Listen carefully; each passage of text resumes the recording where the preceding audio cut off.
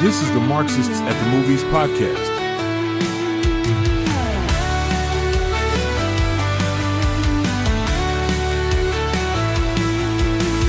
Scene opens, white lights dim down low.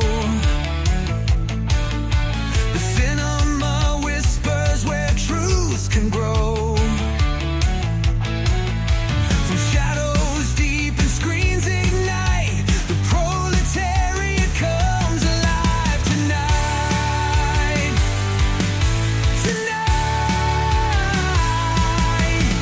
Marxists at the movies, bright and raw, breaking through the reels to rewrite the law. Workers of the world in every frame, changing the credits, rewriting the name. All right, you comrades of culture, and welcome to Marxists at the Movies. Settle in, because today we're cracking open the revolutionary spirit of one of Hollywood's most unforgettable figures, Mae West. Forget your polite period dramas. We're talking about a broad who wrote her own rules, challenged every stuffy convention, and frankly, was a walking, talking uprising in rhinestones. That's right. We're really going to dive headfirst into the world of this, fascinating figure, looking at her journey from, early performances to scandalous plays, and then boom, her seismic impact on cinema. Exactly. And consider this your comrade level spoiler alert. We won't be shy about the juicy details of her life and that cinematic dynamite, I'm no angel. Definitely not holding back. Absolutely. Our mission today, comrades, is to unpack the early life, the vaudeville days, those eyebrow-raising plays, the arrests that became legendary, and all those delicious did-that-really-happen facts that make Mae West just such a compelling subject. We'll trace her trajectory all the way to her undeniable mark on Hollywood, culminating in a deep dive into a film that's, arguably her most subversive. So grab your popcorn. Maybe a strategically placed boa for solidarity. And let's get to it. Let's start at the start. Mary Jane West. Though she wisely decided Mary was a bit too plain, lacked a certain revolutionary flair, maybe, and elevated herself to the iconic Mae. Good move. She was born in Brooklyn, New York, August 17, 1893. Even her entry into the world, it had a touch of the unconventional. Happened at home, her aunt was the midwife. Talk about a grassroots beginning. And her upbringing. Wow, it certainly seems like a breeding ground for her later defiance. How so? Well, her father, John Patrick West, a real working-class hero type, nicknamed Battling Jack. He was a prize fighter who later ran a detective agency. And apparently, young Mae loved tagging along, offering her, no doubt, strong opinions on his clients. Already showing a knack for understanding people and power dynamics, maybe. Totally. And her mother, Matilda Delker, was a former corset model with theatrical aspirations of her own. So right from the start, you've got this fascinating mix, working class grit and this yearning for the stage. That's a crucial dialectic, I think, for understanding Mae's later persona. Her mother, Matilda, seems like she fostered Mae's inherent talents rather than trying to, mold her into some conventional ideal. Right. And that early encouragement probably allowed Mae's innate performative instincts to just flourish, free from the constraints of, let's say, bourgeois expectations. And flourish they did. Yeah. By the tender age of 5, little Mae was already treading the boards at a church social. Can you imagine? The seed of rebellion planted that early. Yes, wow. And it wasn't long before she was a fixture in vaudeville.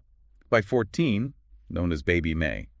Now here's a detail that reflects the complex social fabric of the time. Her early roles included cross-dressing and even blackface performances.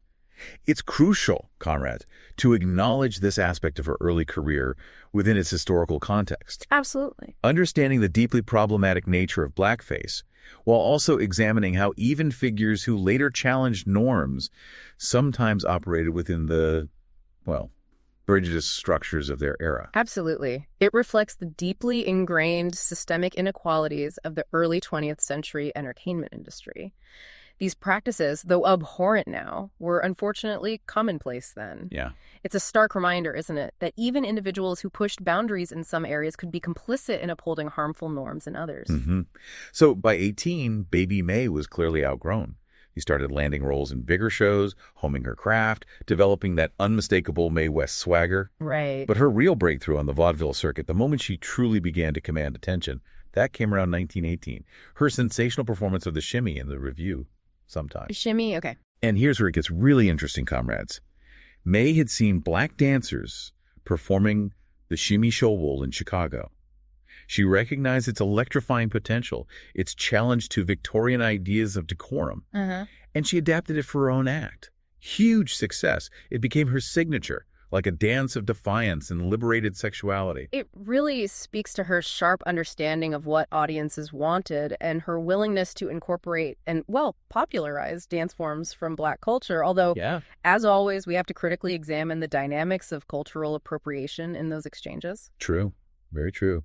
And there's another secret brewing beneath the surface during these early days, a personal detail that adds another layer to her carefully constructed public image. Oh, what's that?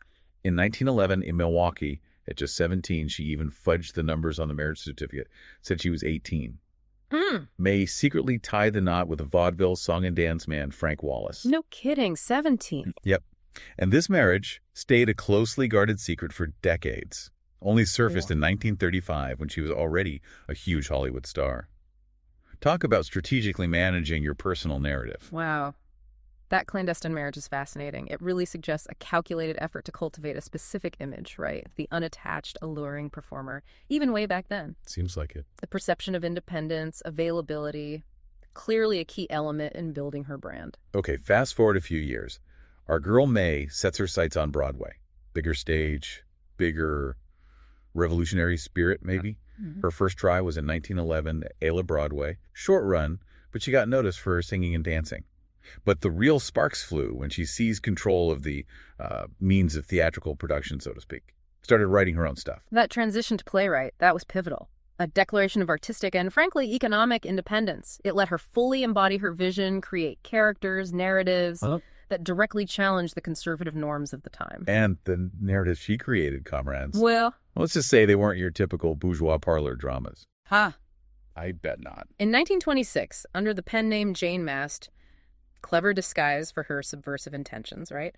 She unleashed sex on Broadway audiences. Sex. Okay, bold title. And she didn't just write it. She starred as Margie Lamont, a character unapologetically depicted as a prostitute. Sex was, by all accounts, a theatrical Molotov cocktail for its era. I mean, it fearlessly tackled themes of prostitution, police corruption, bribery, exposing the hypocrisy and moral decay often lurking beneath the veneer of polite society. And the critics. Predictably aligned with the dominant moral order, they were aghast. The New York Times called it a crude and an inept play. Ouch. But you know what happens when you strike a nerve with the establishment, comrades? Tell me. The people flock. Despite the critical drubbing, a staggering 325,000 people, working-class folks, curious onlookers, those hungry for a taste of the forbidden, lined up to see sex. What, 325,000? Clearly, Mae had tapped into something deep. A fascination with the realities often hidden beneath bourgeois respectability. Even if it sent the moral guardians into a total frenzy, it demonstrates that inherent contradiction, right, between official morality and popular desire. Precisely. It underscores the tension between the ideological control exerted by dominant institutions and the lived experiences, the desires of the broader populace. Mae West, through sex, basically provided a stage for those desires, challenged the suffocating constraints of Victorian morality that still lingered in the 20s. And the inevitable backlash. The forces of repression arrived in February 1927. Immense pressure from the ironically named Society for the Suppression of Vice. Of course. Mae gets arrested for obscenity. The trial in April 27 becomes this symbolic battleground. Artistic expression versus societal control. And they didn't just go after the play's content. No, they went after her. Her personality, looks, walk, mannerisms, and gestures were cited as evidence of the play's suggestiveness. The prosecution basically argued that Mae West herself was obscene. That's incredible. The testimony from that one officer about seeing something in her middle that moved from east to west during her belly dance. Yeah, the danse du ventre. It's ludicrous, but also deeply revealing of the era's anxieties around female sexuality and agency. It highlights how any deviation from the prescribed norms was seen as a threat to the social order. And despite the courtroom apparently erupting in laughter at that testimony. It still convicted her. Yep. Convicted of corrupting the morals of youth, vague, right? Slapped with a $500 fine, which was a lot then, and sentenced to 10 days in jail. Symbolic. 10 days. But did Mae West, a true revolutionary in sequence, cower? Absolutely not. She turned her jail time into a brilliant publicity stunt. Masterful act of flipping the script on her oppressors. It was textbook. turning adversity into opportunity, insisting on her silk underwear from Saks Fifth Avenue, Right. reportedly dining with the warden. She totally subverted the intended punishment, transformed it into a symbol of her defiance, reinforced her glamorous, untouchable persona. Her later comment, "It was the first time good behavior ever got me anywhere. Perfect Mae West." Perfect encapsulation of her witty resistance. You gotta admire the sheer audacity. And she didn't back down. Her next play, The Drag, 1927, dove headfirst into the taboo subject of homosexuality and cross-dressing. Featured an entirely gay cast. Wow. That was incredibly courageous for the time, politically charged, predating mainstream LGBTQ plus rights movements by decades. But did it make it to Broadway? No, despite successful out-of-town tryouts, the ongoing controversy from sets basically killed its chances. But Mae, remarkably progressive for her era, even articulated the surprisingly empathetic view. She said, a gay man was actually a female soul housed in a male body. An early, maybe essentialist, but still interesting take on gender identity. This early advocacy for gay rights is crucial, often underappreciated.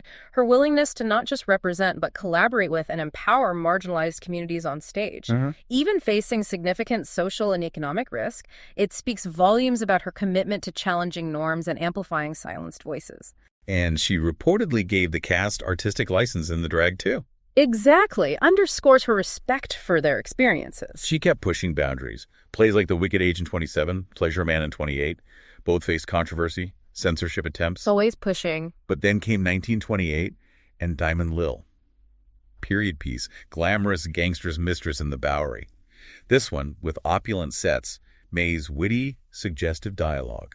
It became her biggest Broadway hit, ran for 325 performances. Diamond Lil. Okay, that one clicked. And interestingly, the elaborate corseted gown she wore in it actually started shifting public perception, moving her away from the sleaze of sex towards a more glamorous, sophisticated image. Shows her keen understanding of visual presentation, right? Absolutely. A fascinating illustration of how carefully constructed performance and image can navigate, even reshape, public perception. By embracing that Edwardian visual extravagance, she managed to recontextualize her persona. Manipulated the gaze, challenged those moralistic judgments. Very sophisticated. Okay, let's dig into some of the wonderfully weird, lesser-known facts that really illuminate Mae West's revolutionary spirit. All right, hit me. Officially, her name was Mae, M-A-Y. Perfectly respectable. But she intuitively knew Mae, M-A-E, had a more theatrical, unforgettable ring, a small but telling act of self-creation. Mae just sounds right for her. Doesn't it? Her father, battling Jack, the working-class hero turned detective. He actually hung up his boxing gloves at his wife's request. Shows a softer side. Interesting. And here's a truly iconic bit of trivia. It speaks volumes about her cultural impact. During World War II, U.S. Navy and Army pilots affectionately nicknamed inflatable life vests after her famously curvy figure. No way. The Mae West. The term Mae West for a life jacket is still used today. Shows how deeply her physical presence and persona were ingrained in the popular imagination. That's extraordinary, an incredible testament to the mark she left. To have an everyday object, a safety device, named after you. Remarkable cultural penetration. She also had this fascinating spiritual side. Regularly consulted psychics, sought guidance from the forces when crafting her subversive screenplays. The forces. Intriguing. And get this. There's a persistent, rather delightful rumor that the very design of the Coca-Cola bottle icon of American consumerism was inspired by her figure. Huh. I've heard that one. Probably urban legend, right? Probably. But the fact that it circulates at all speaks to the powerful association between her body and that universally recognized shape. Definitely underscores the intense cultural fascination with her physicality. One of her steadfast lifelong friends was the boxer William Gorilla Jones. When his career declined and he tragically lost his eyesight, Yeah. Mae, showing true solidarity, hired him as her driver. His mother became her wardrobe assistant. She financially supported them both until they passed. Reveals a deep loyalty, compassion, often unseen beneath the glamour. That's actually really touching. Shows a different side. Her own fashion sense was heavily influenced by the opulent Edwardian era. Long gowns, dramatic portrait hats, lavish accessories dripping with jewels. Always favored quality silks, furs. And back to that infamous jail stint for sex. Her main complaint wasn't losing freedom, but the indignity of the rough prison underwear. She insisted on her own silk. Her commitment to her own standards, even in jail, is quite telling. An unwavering sense of self-worth, refusal to be subjugated by the system, and her conscious rejection of those androgynous 20s and 30s trends Right. in favor of that hyper-feminine, overtly glamorous style. It was a deliberate, powerful act of self-creation, a visual declaration of her own rules. And speaking of glamour pushed to its limits, her personal jewelry collection was legendary, an overkill of diamonds and gems. Yeah. Yet somehow she carried it off with undeniable chic, never vulgar. This carefully cultivated image, combined with her stage persona, even fueled persistent rumors, possibly started to discredit her power, that she was actually a man in drag. Wow, the man in drag rumors, I've heard about those. The drag performer Lady Bunny even noted Mae's distinctly draggy aesthetic. Custom-made, high-contrast costumes, towering picture hats, flamboyant boas. This blurring of gender lines, intentional or not, further challenged rigid social norms. The rumors are fascinating, speak to the constructed nature of gender performance, her exaggerated femininity, that theatrical control over her image. It could definitely fuel speculation. Highlights how those who defy easy categorization often become targets of intense scrutiny. Her deep voice probably didn't help either. Good point. Circling back to her theater work, she believed in improvisation. Reportedly gave her all-gay cast in the drag significant artistic license to deviate from the script, recognize their lived experiences as valuable. That's great. Respectful. She herself was known for that confident, captivating strut, physical manifestation of her self-assuredness despite corsets, platform heels, heavy jewelry. Quite a feat. And here's a delightfully Machiavellian rumor. Some whisper she'd subtly darken the teeth of her female co-stars on stage to ensure her own dazzling smile shone brighter. Get out! Seriously! Store rumor, but... That's certainly a testament to a fiercely competitive spirit. If true, it reveals meticulous attention to detail in crafting her own spotlight, willingness to subtly manipulate the visual field to maintain dominance. Wow. Now, for a rather personal revelation, speaks to her complex understanding of sexuality, societal expectations. Mae claims she lost her virginity at 13 to her 21-year-old music teacher. 13. Reportedly said it was to avoid worries about pregnancy, which is a direct, unconventional explanation. Reflects her pragmatic, maybe deliberately provocative approach to discussing sex. Definitely provocative. And that secret marriage to Frank Wallace back in Milwaukee. Apparently less romantic union, more fleeting youthful indiscretion. She reportedly requested a separate hotel room on their wedding night. Separate room, okay? Maintained the secret for decades. Curated her image as desirable, unattached. Even drew inspiration from female impersonators in vaudeville, which, ironically, fueled those man in drag rumors. Her early experiences, her calculated management of her personal life, clearly shaped her views on relationships, sexuality, the immense power of image construction, the secrecy, the borrowing from female impersonation aesthetics, points to a deeply self-aware, manipulative approach to her public persona. She had a long, fruitful professional partnership with James Timoney, became her trusted manager, staunch supporter. Great, Timoney. The initial spark for sex reportedly came from observing two sailors with a woman on the waterfront. Not very romantic. Uh-huh. Reality intruding. And let's not forget the undeniable force of her personality. Massive ego, wasn't shy about making bold pronouncements about her own talent, other stars. This self-belief was undoubtedly key to her success. Her unwavering self-confidence, her willingness to assert her own value in a hierarchical industry, crucial to her ability to navigate and ultimately subvert those power structures. So she finally makes her seismic arrival in Hollywood. First film, Night After Night. Immediately asserts her power. Insisted on wearing real diamonds, quipped that fakes gave her a rash. Classic man. Her now iconic line, delivered with that trademark knowing, wink, goodness had nothing to do with it, dearie, instantly cemented her screen persona. Instantly famous. And her bewildered co-star, George Raft, reportedly quipped with admiration and exasperation. She stole everything but the cameras. I believe it. From then on, she wielded unprecedented control in Hollywood. Script approval, co-star approval, even director approval. And she famously never worked with the same director twice. Ensured her vision remained paramount. Her entry into Hollywood wasn't a tentative debut, it was a confident takeover. She recognized her own unique brand of subversive charisma, wasn't afraid to demand the creative and financial control needed.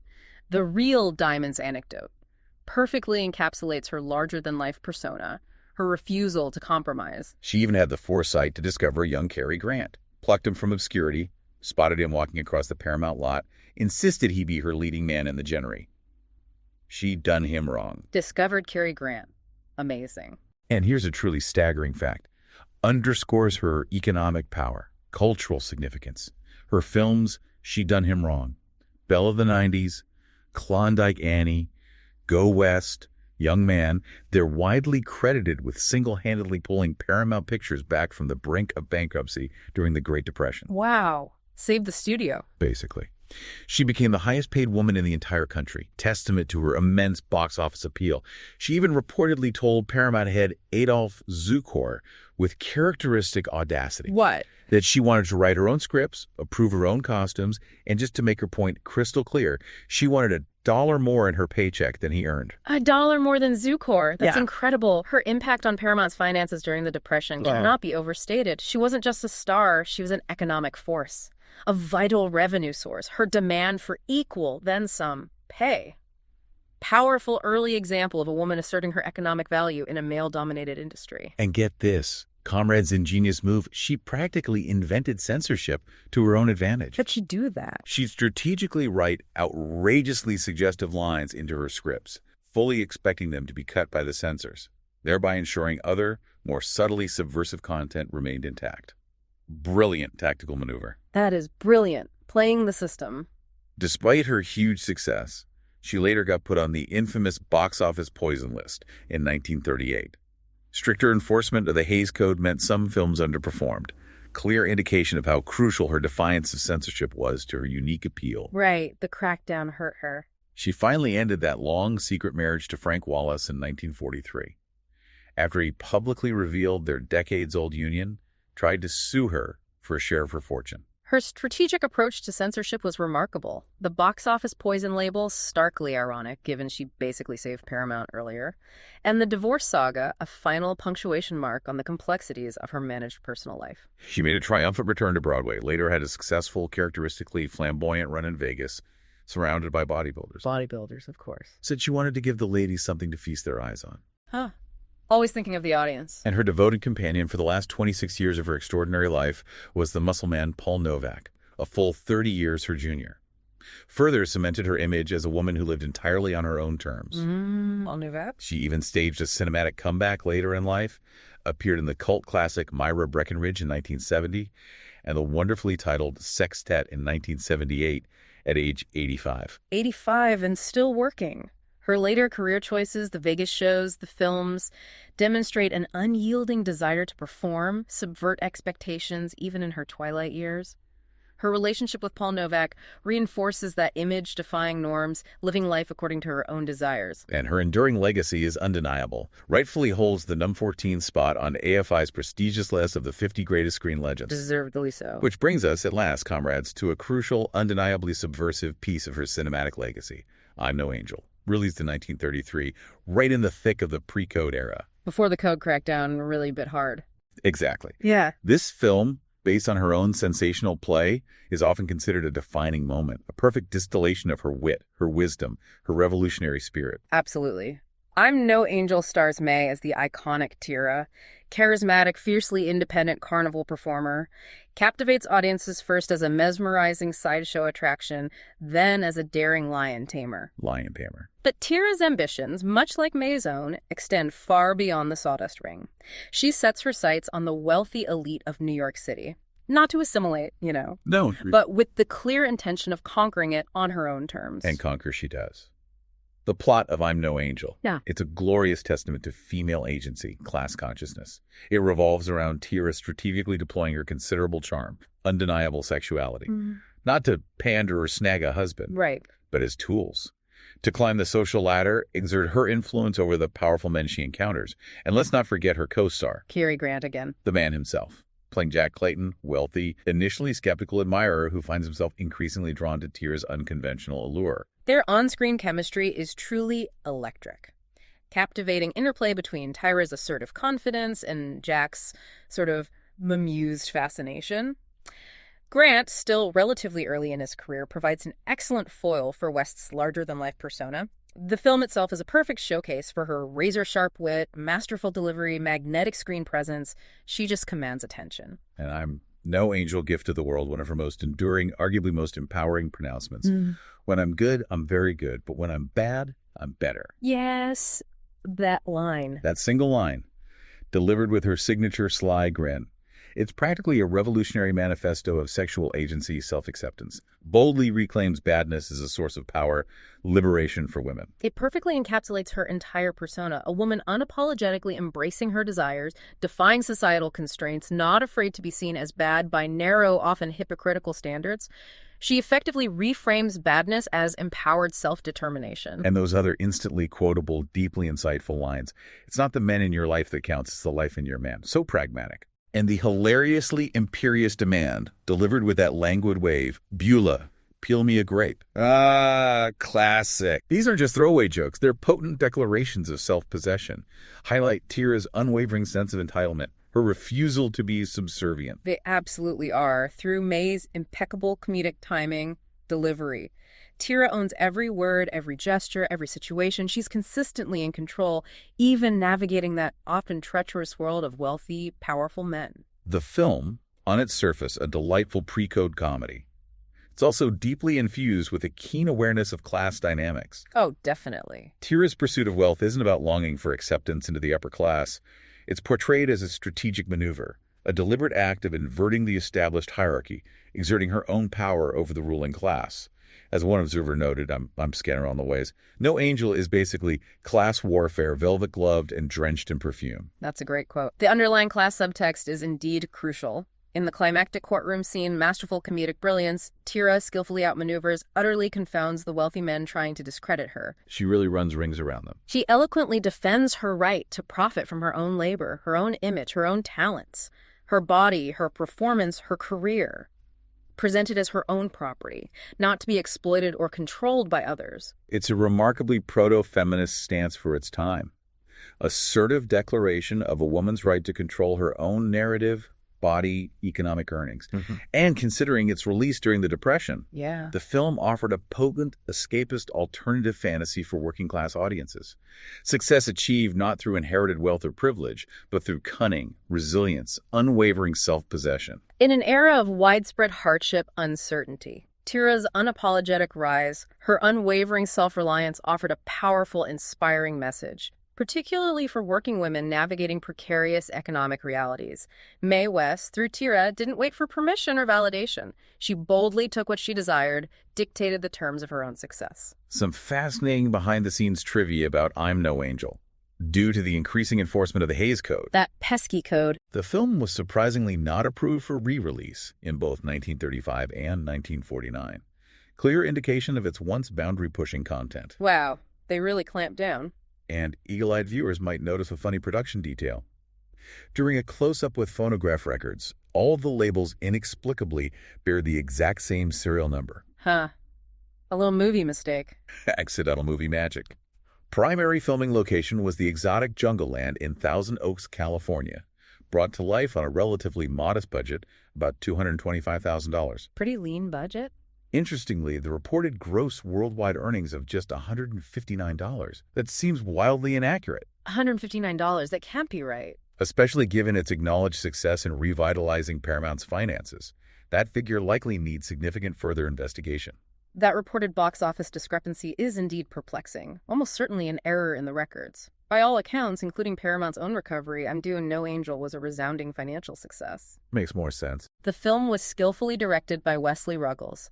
The sharp, witty screenplay was a collaborative effort between Mae herself and Lowell Brentano.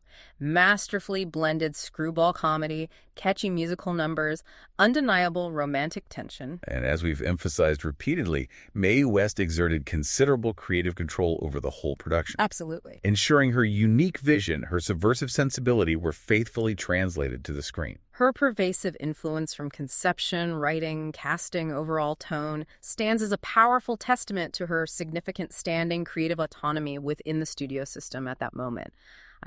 No Angel remains a definitive Mae West film, perfectly embodying her signature blend of sharp wit, unwavering confidence, and a deliciously subversive take on societal hypocrisies. So there you have it, you magnificent comrades of cinema. A truly deep dive into the early life, the scandalous plays, and the cinematic explosion that was Mae West, culminating in a close examination of this subversive masterpiece, I'm No Angel. We've traced her audacious journey. Brooklyn beginnings, vaudeville years, controversial plays that scandalized the establishment, even landed her in jail, only to see her emerge even more iconic, influential. Think about this working-class broad from Brooklyn. Not only dared to write her own rules, but delivered unforgettable zingers that can make even the most censorious moral guardians crack a reluctant smile, or at least break out in a nervous sweat. That, my friends, is some serious revolutionary power. Consider her unapologetic embrace of her sexuality, her shrewd understanding of power dynamics, her consistently defiant stance against censorship and hypocritical societal judgments. Mae West was far more than mere entertainment. She was subtly, surely, reshaping the boundaries of what was acceptable on and off screen. And I'm no angel. It transcends being just a pre-co comedy. It stands as a vibrant, enduring testament to self-ownership, a playful but pointed jab at the ruling class, and a joyous celebration of a woman unapologetically calling all the shots in a world that desperately wanted to confine her. For its unwavering commitment to the power of female labor, its deliciously sharp anti-elite sass, and a confident strut that could indeed topple the citadels of bourgeois morality, we wholeheartedly concur with a hammer and sickle rating of 4.5 out of 5. Until our next cinematic excavation, comrades, keep questioning, keep pushing those boundaries, and always remember the timeless wisdom of Mae West. When you're good, you're good. But when you're bad, you're better. This has been Marxists at the Movies. Scene opens, white lights dim down low. Thank you for listening to the Marxists at the Movies podcast. Truth can grow. Don't forget to like and comment. From shadows deep and screens ignite, the proletariat comes alive tonight.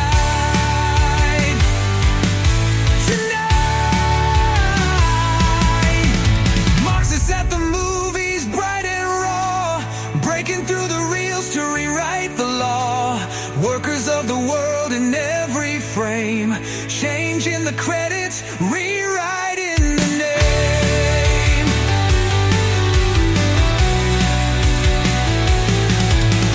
Popcorn power and the working class dream. Each flickers with a revolutionary beam.